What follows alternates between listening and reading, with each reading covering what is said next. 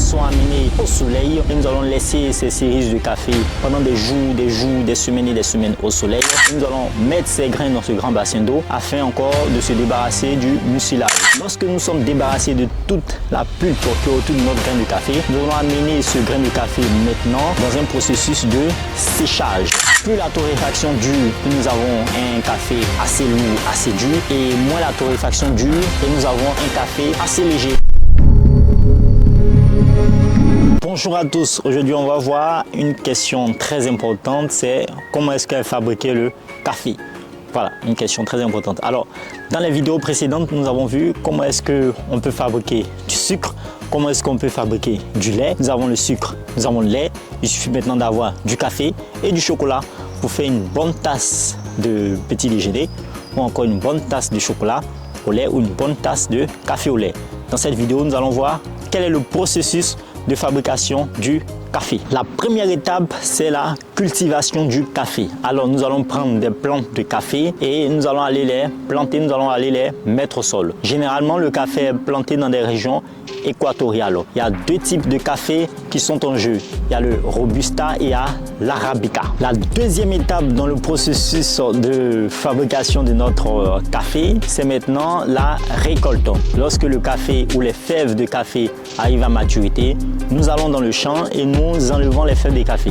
Là, il faut faire très attention parce que les petits grains que nous enlevons là, alors il faut se rassurer que ces petits grains soient mûrs et qu'ils soient de bonne qualité pour pouvoir faire du bon café. La troisième étape dans le processus de fabrication de notre café est maintenant le traitement de notre cerise que nous avons obtenue. Alors cette cerise est amenée en industrie et qu'est-ce que nous faisons en industrie? Nous allons séparer la chair de cette cerise ou tout simplement la pulpe de notre cerise. Nous allons séparer ça de notre grain de café qui est à l'intérieur. Et pour ce faire, qu'est-ce que nous faisons? Nous allons emmener cette pulpe dans un traitement qu'on appelle le traitement humide, ce qui va permettre de séparer notre pulpe, notre grain. Les grains obtenus vont être ensuite emmenés dans un grand bassin d'eau et nous allons mettre ces grains dans ce grand bassin d'eau afin encore de se débarrasser du mucilage. Ça veut dire que lorsqu'on enlève la pulpe du grain de café, il y a encore quand même des petits pulpes qui restent sur le grain. Alors lorsque nous mettons notre grain dans l'eau, cela consiste à se débarrasser totalement du reste des pulpes, du reste de la chair des cerises qui ont été collées sur ce grain. Alors lorsque nous sommes débarrassés de toute la pulpe qui est autour de notre grain de café, nous allons amener ce grain de café maintenant dans un processus de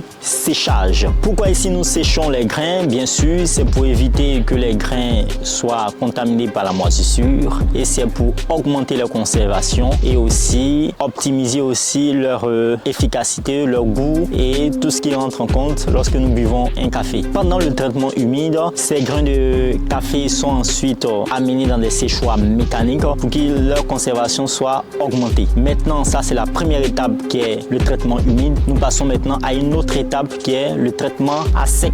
Ça c'était une des étapes. On pouvait aussi procéder par le traitement à sec. Ça veut dire que les cerises de café sont amenées au soleil et nous allons laisser ces cerises de café pendant des jours, des semaines et des semaines au soleil. Lorsque ces cerises seront bien secs, qu'est-ce que nous allons faire? Nous allons maintenant prendre ces cerises et lorsqu'elles sont secs, on va maintenant les décortiquer pour extraire maintenant le grain de café qui est à l'intérieur. Ça, c'est une autre étape qu'on appelle le traitement à sec. Après le traitement, nous passons maintenant à la torréfaction. On rappelle ici qu'on a deux types de traitements, le traitement humide et le traitement à sec. Si on veut, on utilise le traitement humide ou si on veut, on utilise le traitement à sec.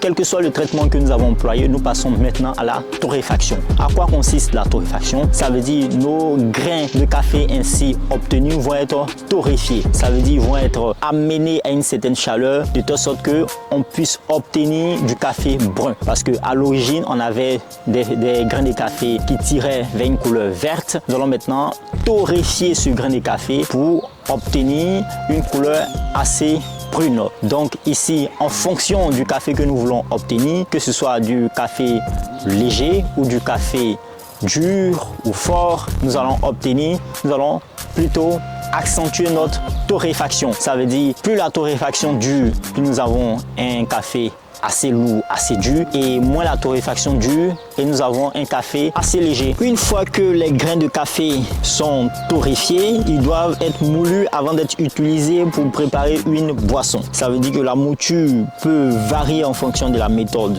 de préparation de café. Par exemple, si on veut préparer un espresso, la mouture doit être fine, ça veut dire les grains de café obtenus vont être fins. Et tandis que si nous voulons par exemple une cafetière à filtre, la mouture va être plus grossière, ça veut dire les grains de café vont être un peu plus gros. La 7e étape, c'est l'infusion. Le café ensuite moulu est infusé pour extraire ses saveurs et ses arômes. Cela peut être fait en utilisant différentes méthodes telles que la préparation à la machine à café, l'infusion à froid, la presse française ou le goutte à goutte. L'eau chaude est généralement ajoutée au café moulu pour infuser pendant une certaine période de temps. Puis le café est filtré pour retirer les résidus et obtenir une boisson prête à être dégustée. Voici le processus de fabrication du café. Si vous avez des questions, si vous avez aussi des commentaires, mettez-les dans les commentaires, lâchez un pouce bleu, aimez la page et abonnez-vous aussi à la page et aussi peace out.